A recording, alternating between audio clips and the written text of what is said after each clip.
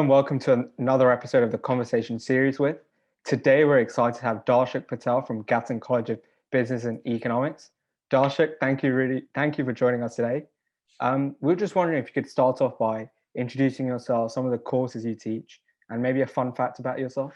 Sure. Thanks for having me. My name is Darshak Patel. I'm a Director of Undergraduate Studies and Senior Lecturer of Economics at the University of Kentucky.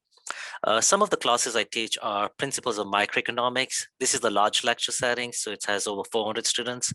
Intermediate Microeconomics, Sports Economics, and then I also help out with the MBA program with the Managerial Economics.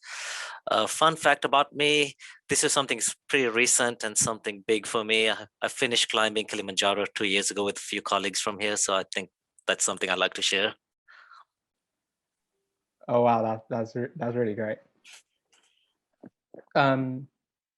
So we have noticed you use a lot of active learning in your classrooms.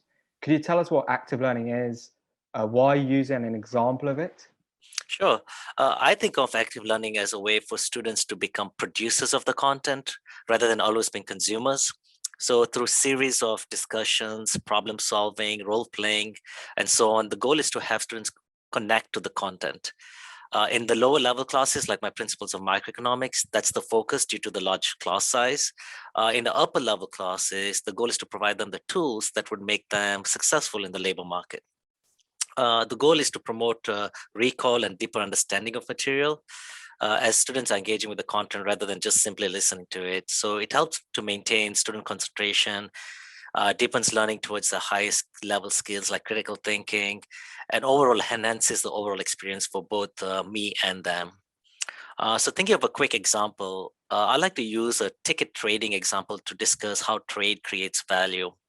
And what I do up here is when I come to class in the beginning of this class period, I give students fake tickets to fake events, whether it's a concert or whether it's a movie or whether it's lunch with Dr. Patel.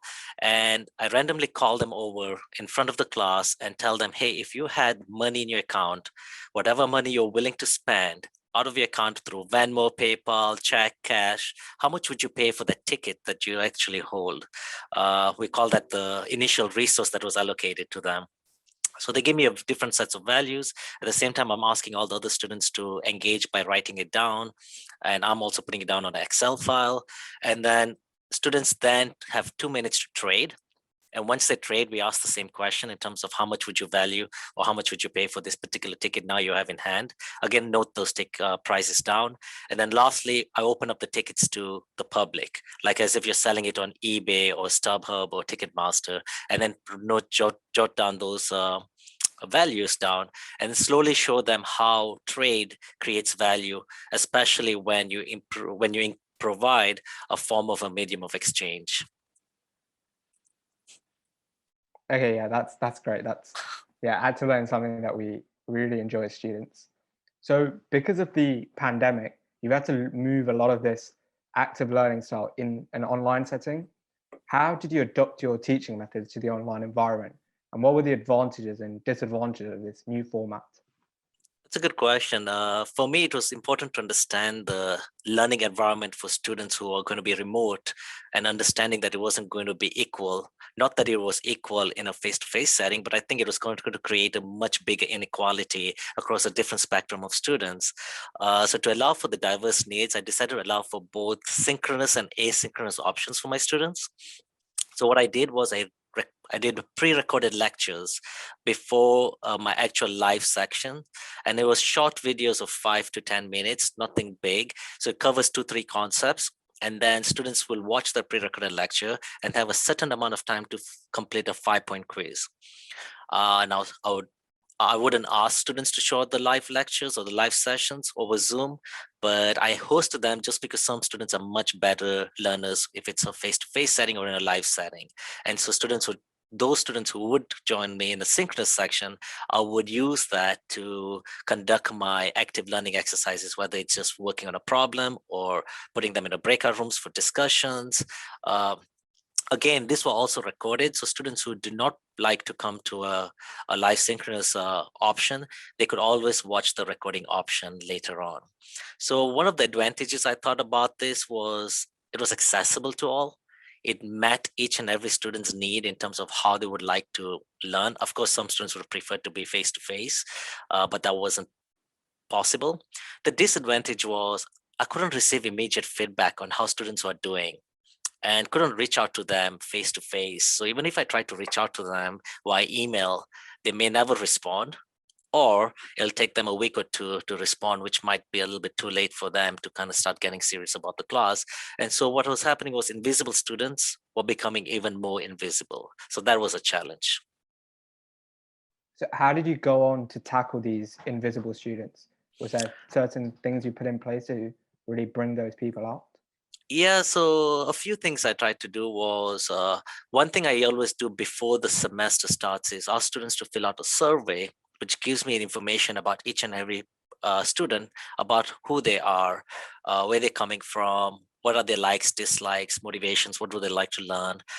So some of the students, what I did was I referred back to that survey, and they also shared me their cell phone numbers because of emergencies.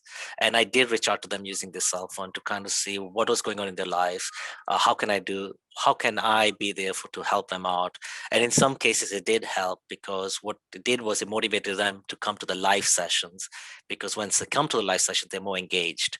And other issues, what I did was I started giving the points for writing notes. So I have this a note-taking template.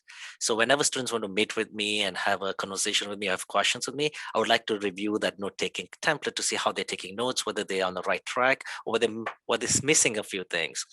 And a lot of students in my evaluation mentioned that the note-taking template really helped them pay more attention, because they would focus on the videos and write notes and give them better experience than otherwise.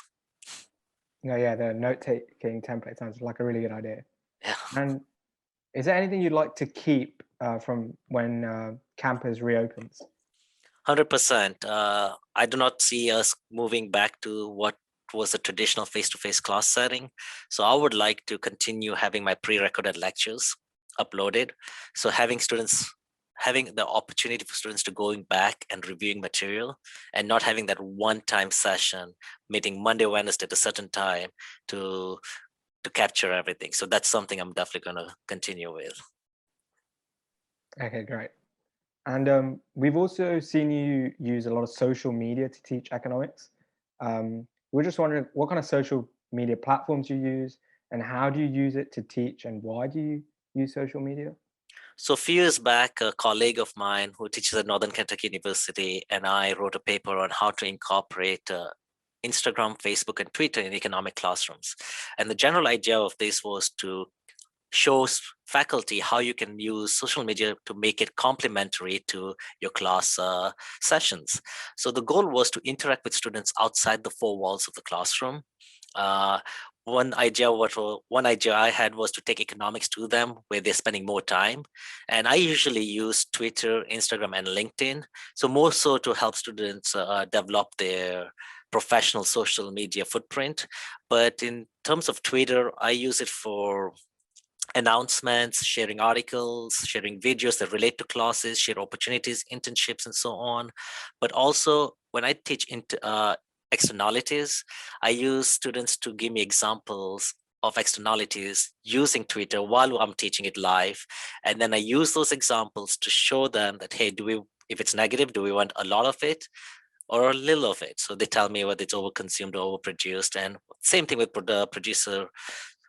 same thing with positive externalities. And then I use those same examples when I teach them about solutions for these externalities. Then I ask them, okay, you've got these externalities that you have told me, share on Twitter, how would you solve this, and under which concept would it fall under? So I use Twitter in that sense. In general, I think about social media as a complementary aspect to your teaching and providing a variation to learning rather than just sticking to one activity every class period. So just changing it up a little bit. Yeah, that sounds really good. And we also wanted to ask how you use kind of popular media to explain concepts. Again, why do you use it, and what are you looking for from these media clips that make it a good example?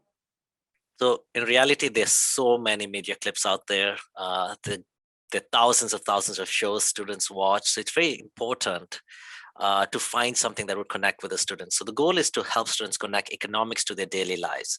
And popular media helps with that transition, with having someone more famous than, say, me, to deliver the knowledge in a form of media.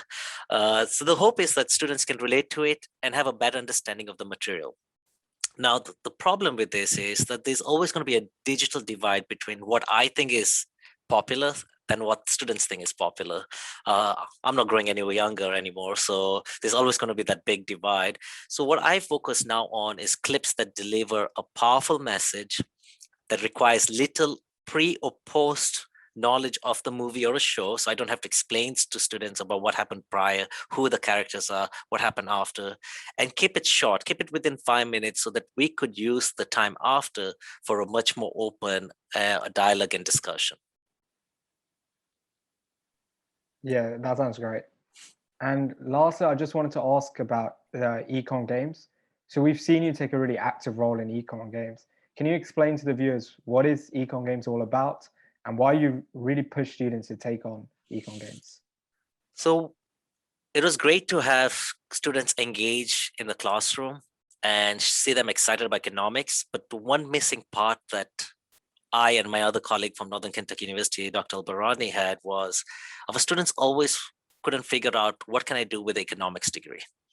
So the idea of Econ Games was there to help students make that connect from class to the labor market.